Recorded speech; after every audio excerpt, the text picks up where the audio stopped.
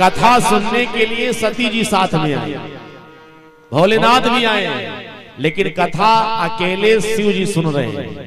सती जी बगल में बैठी हैं, लेकिन कथा से वो वंचित रह गई। बहुत ध्यान देकर के सुनिए, कथा के पांडाल में आ जाने का मतलब ये नहीं होता कि कथा के पांडाल में आ गए तो हम कथा सुन रहे हैं। कितने लोग यहाँ बैठ करके भी कथा से वंचित रह जाते हैं। क्यों? क्योंकि वो संसार का प्रपंच छोड़ेंगे नहीं। बोले भक्तवत्सल भगवान की। अब माताएं तो ज्यादा ही प्रपंच करती हैं। जैसे कथा पांडाल में आएगी ना, अब सोचे कि कथा सुनने के लिए आए हैं तो कम से कम अपना हाल चाल तो ले ही लिया, बाद में मौका तो मिलेगा नहीं। अरे कथा पांडाल बैठिए तो कथा ही सुनिए, हाल चाल अगर लेंगे तो सती जी की जो दुर्गति हो रही ध्यान दे करके सुनिए। बैठी थी भोलेनाथ के साथ सती जी, लेकिन शिव जी कथा सुनी और सती जी कथा नहीं सुनी। सुनी महेश परम सुख मान।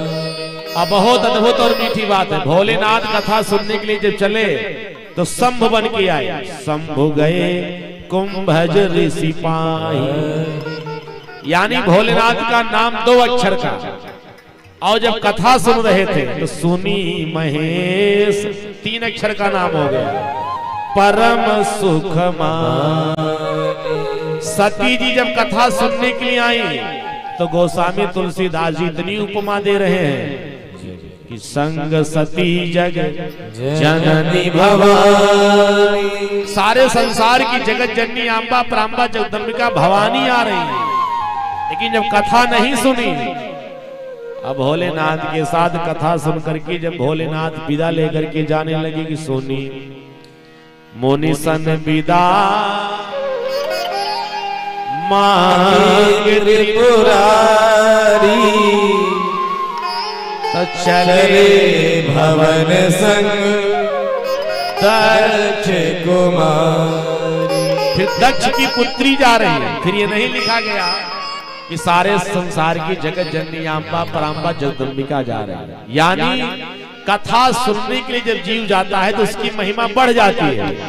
लेकिन कथा पांडाल में आकर के संसार के प्रपंच में अगर फंस गया, कथा पांडाल बैठा रहा और कथा नहीं सुना, तो फिर उसकी महिमा जैसे बढ़ी रहती है वैसे घट भी जाती है। बोले भक्तवत्सल भगवान की। इसलिए समस्त भक्तों से निवेदन है, कथा सुनने के लिए आइए तो श्रद्धा भक्ति के साथ आइए, एकाग्रचित होके कथा सुनिए।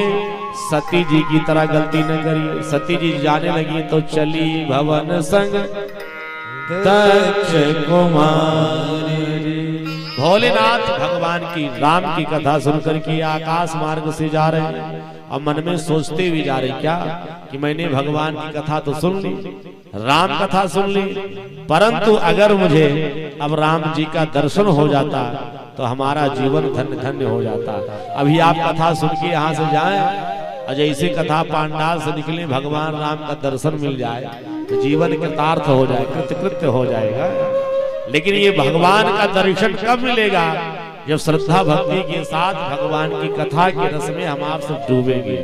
खूब एकाग्रचित होकर के श्रद्धा भक्ति के साथ भगवान की कथा सुनेंगे तो हृदय विचारत जात हर यही विधि दर्शन हो।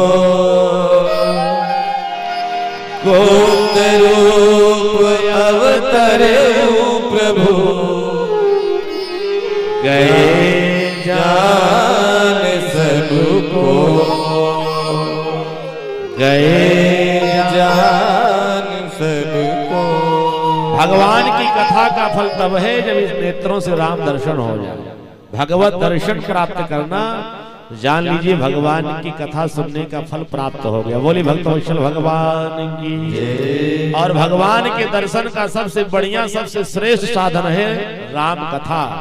एकाग्रचित होकर के राम कथा सुनेंगे तो 9 दिन में अवश्य ही किसी न किसी रूप में भगवान के दर्शन हमको आपको प्राप्त होंगे।